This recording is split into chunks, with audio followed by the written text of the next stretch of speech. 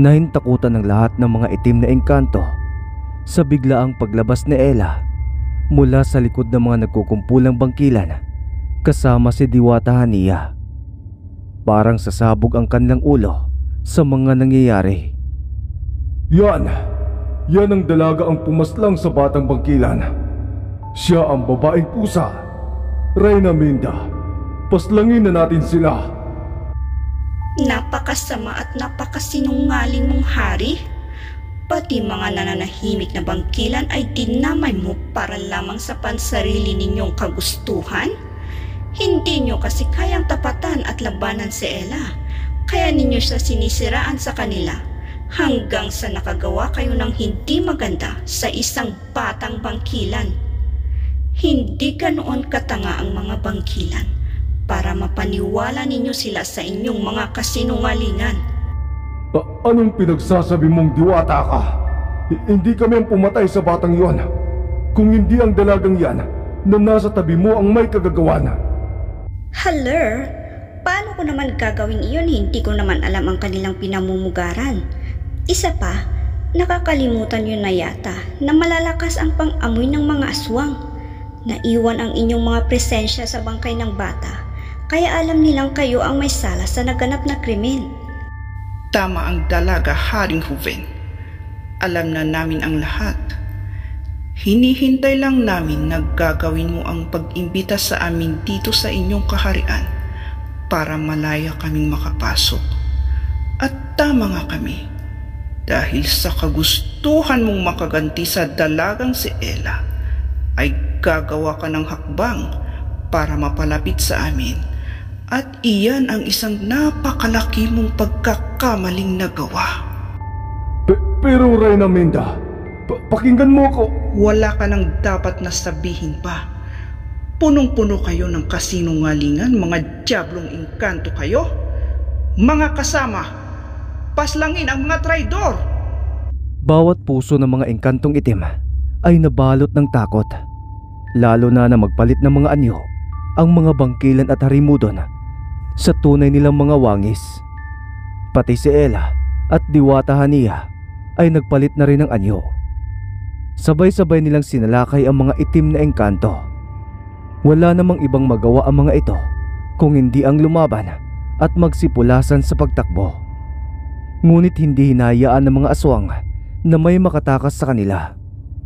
Si Omar naman, na pilit pinoprotektahan ng kanyang reyna at hari, ay walang kalaban-labang pinagluluray ang kanyang katawan ng isang bangkilan at harimudon. Dumanak ang itim na dugo ng mga engkanto sa mismo nilang kaharian. Nagmukhang katayan ang lugar na yon dahil sa mga nagkalat na bangkay. Sa loob ng 5 minuto ay naubos na nila ang lahat ng mga itim na engkanto maliban sa reyna at hari. Sinadya nilang itira ang mga ito para personal na magbayad ang kanilang mga kasalanan sa kamay ng ina ng batang bangkilan na kanilang pinaslang. Magsasalita pa sana uli si Haring Juven, subalit mabilis na hinila at pinutol ni Reyna Minda ang kanyang dila. Panay ang hiyaw nito, lalo na nang tanggalan siya ng mga paa at kamay ng reyna. Tanging pag-iyak na lamang ang nagawa ng hari ng mga sandaling yon. Magsisisi man siya ay wala na siyang magagawa dahil ubos na ang kanilang lahi. Ipinikit na lamang niya ang kanyang mga mata at hinihintay ang nalalapit na kamatayan. Pero tumanggi ang inang bangkilan ng batang pinaslang sa mabilisang pagpaslang sa masamang hari ng mga engkanto. Hiniling niya na iwan na lamang nila ito sa ganoong ayos. Total hindi na ito makakakain, makakatayo at makakahawak ng mga bagay-bagay sa kanilang kaharian. Mungkahi pa nito na mas masakit para sa isang hari na pagmasdan ng kanyang mga kalahi at asawang reyna na nakahandusay sa lupa na wala ng mga buhay. Mas ramdam din ito ang mga kirot at sakit ng kanyang mga sugat habang unti-unti itong namamatay dahil sa gutom. Naganda naman si Reyna Minda sa mungkahi ng ina ng nabiktimang bata, kaya ganoon nga ang kanilang ginawa. Maski ang mga harimudon, si Ella at si Diwata Hania ay sumang-ayon din, at iyon nga ang pinakamabigat na parusa kay Haring Juven. Pwede rin kasi itong mamatay sa sama ng loob dahil hindi niya nagawang ipagtanggol ang kanyang nasasakupan. At bago nila tuluyang nilisan ang lugar, ay nakaisip muna ng isang bagay ang bangkilang naulila ng kanyang anak. Nang pinuntahan nito ang puntod ng prinsipe, sa kanya ito iniahon sa lupa. Sa harap mismo ni Haring Juben ay pinaggugutay-gutay nito ang bangkay ni Adonis. Kaya mas lalong nadurog ang puso ng hari sa ginawa sa bangkay ng kanyang anak. Hindi pa nakuntinto ang babaeng bangkilan at pati si Reyna Yue ay unti-unti niyang binalatan sa harapan ng hari. Gusto mang pigilan ni Haring Juben ang kalapastangan ng pinaggagawa ng babaeng bangkilan sa kanyang asawa at anak, subalit wala siyang magagawa kung hindi ang panoorin ito na siyang unti-unting pumapatay sa kanyang pagkatao. Saka pa lamang nilubayan ng babaeng bangkilan ang kanyang mga ginagawa nang mapugutan niya ng ulo ang reyna ng mga engkanto, saka ibinalibag ito sa tabi ng hari. Talagang ibinuhos na ng babaeng bangkilan ang sama nito ng loob sa ganoong pamamaraan.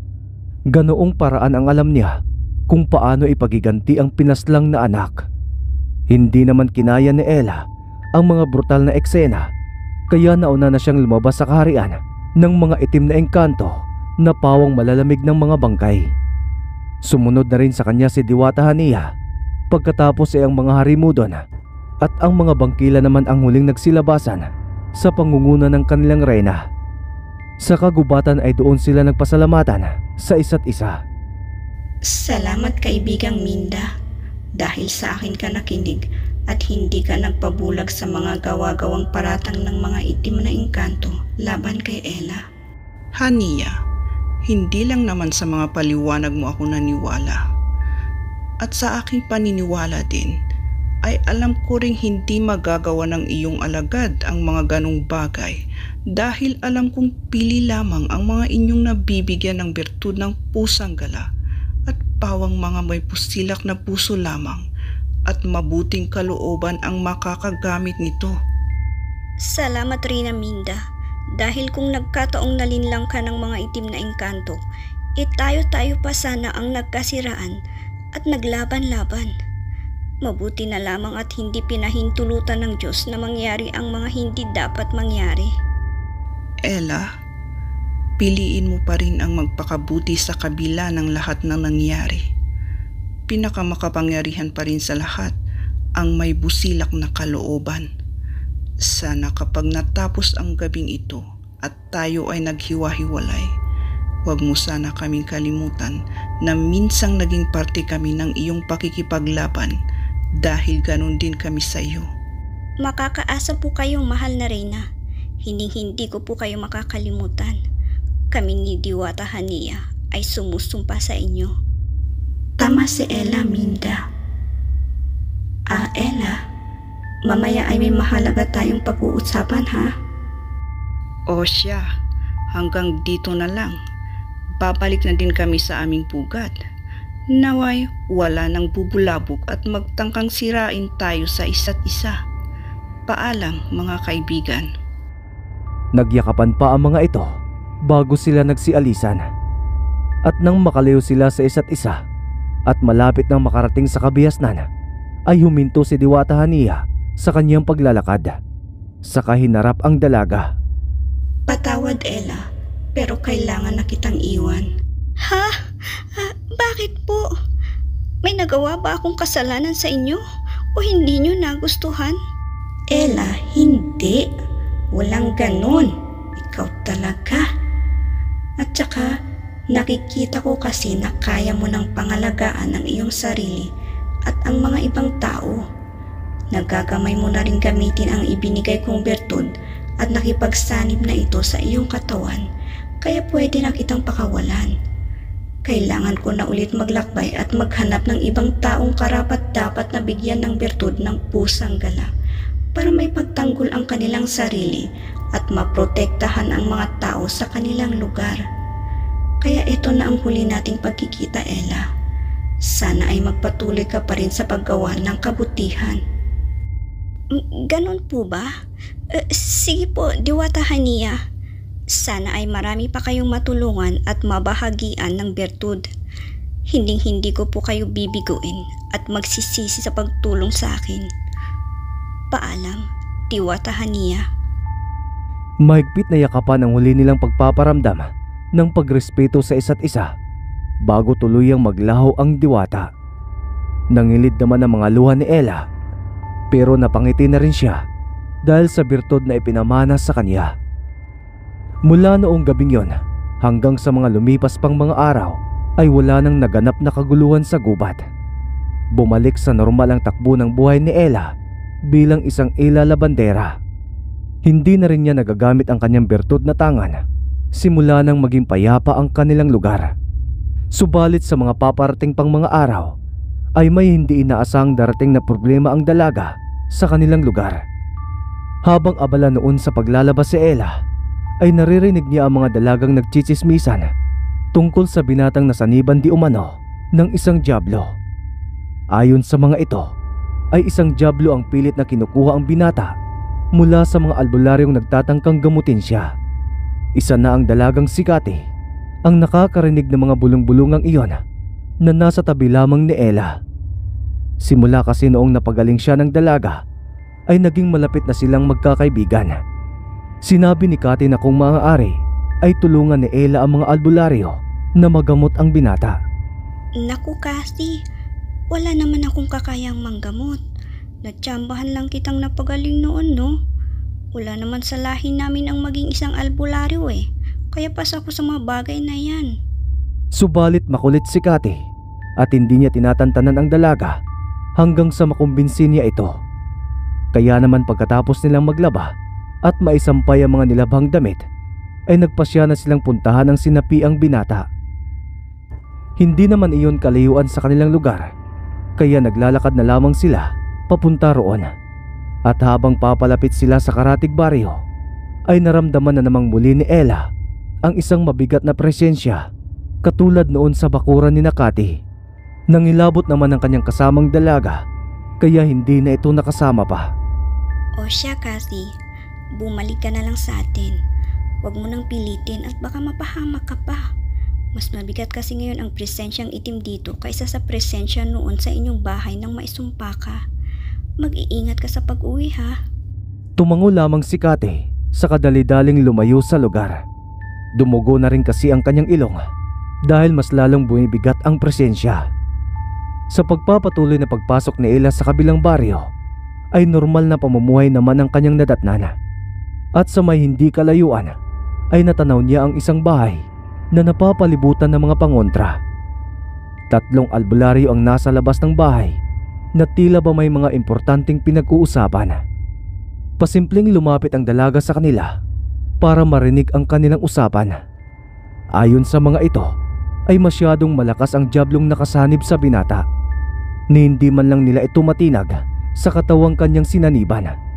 Nakita rin ni Ella ang mga albularyo na may mga bahid ng dugo ang mga ilong. At ang mga taga roon naman ay napansin niyang umiiwas na mapadaan sa tapat ng bahay ng pasyente.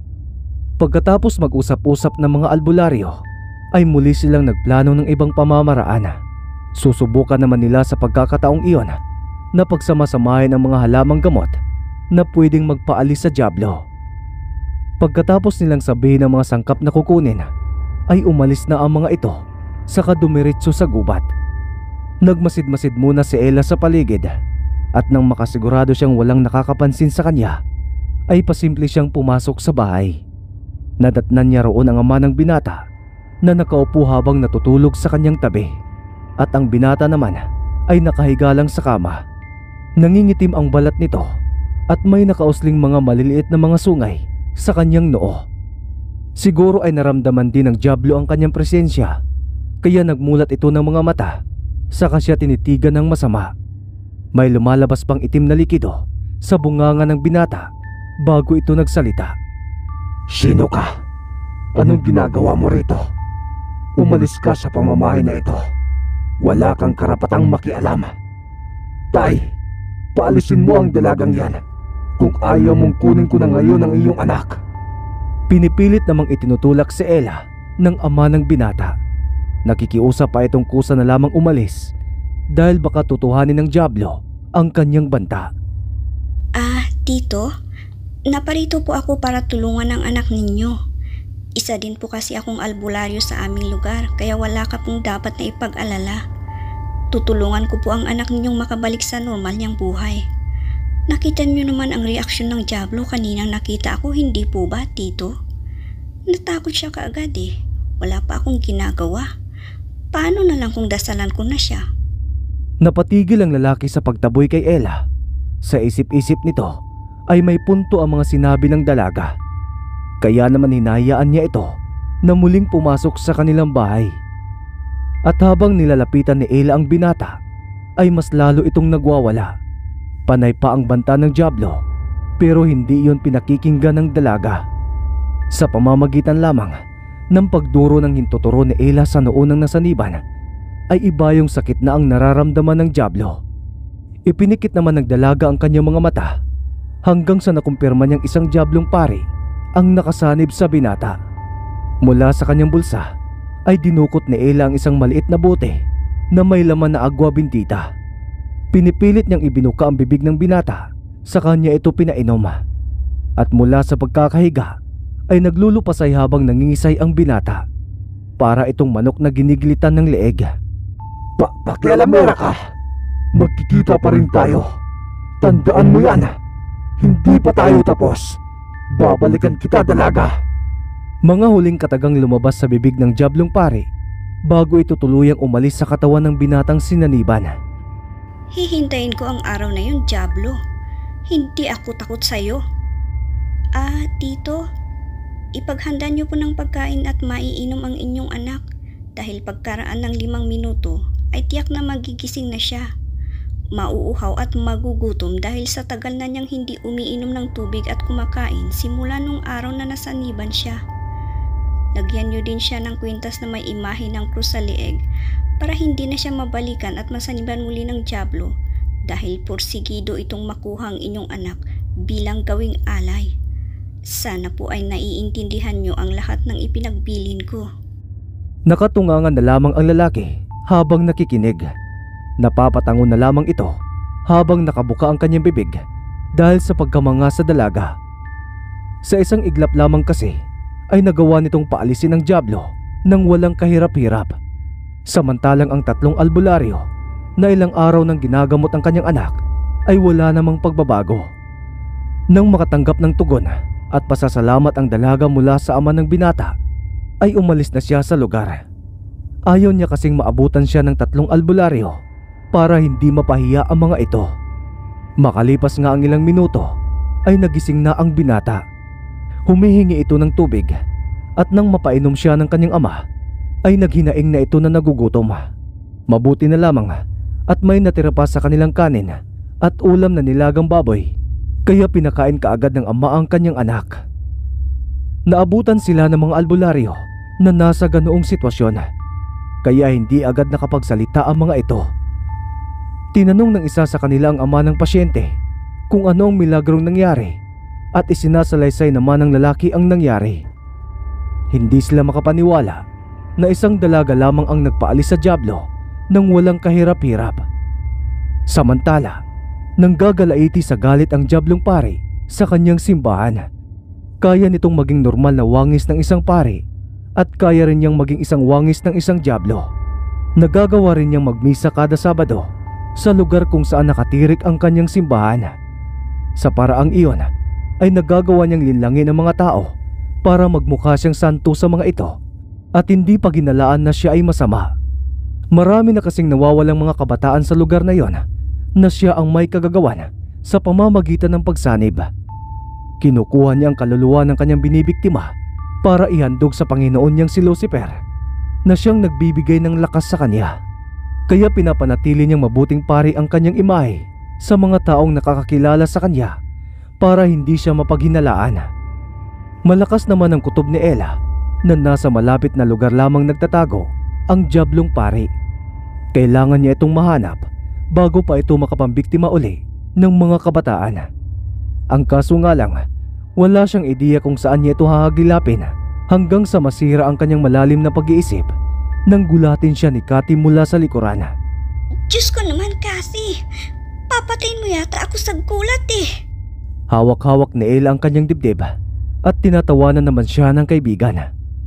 Kinurot niya ito sa singit saka sila naghabulan. At nang matapos ang kanilang kulitan, ay napatanong si Cathy sa kaibigan kung ano na ang nangyari sa kanyang lakad. Ikinuwento naman ni Ella ang mga nangyari pero hindi detalyado at may halong kasinungalingan ang iba. Sa kabila ng kanilang usapan ay bigla na lamang may sinabi si Cathy na nagbigay ng ideya kay Ella dahil sa mga narinig. Ayon sa dalaga ay may lugar daw na malapit din sa pinuntang baryo ng kaibigan ang nababalita ang sunod-sunod ang pagkamatay ng mga kabataan doon. Nasaniban din daw umano ang mga ito at pagkalipas ng ilang araw ay nalalagutan na sila ng hininga. Totoo ba ang mga sinasabi mo, Cathy? Kung totoo yan, bukas na bukas din ay pupunta ako sa baryong iyon para mag-imbestiga. Kailangang matapos ng patayang nagaganap.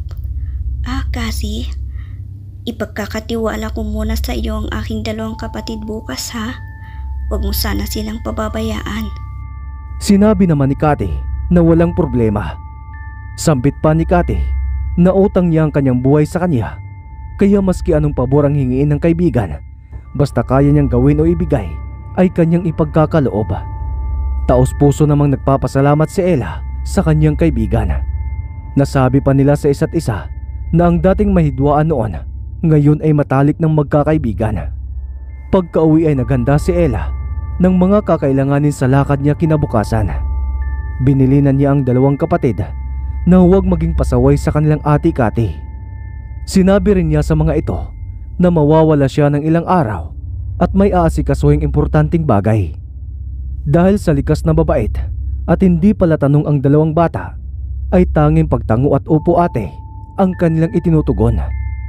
Iyon ang malaking pasasalamat ni Ella sa dalawa dahil sa hindi pa siya sinusuway ng mga ito.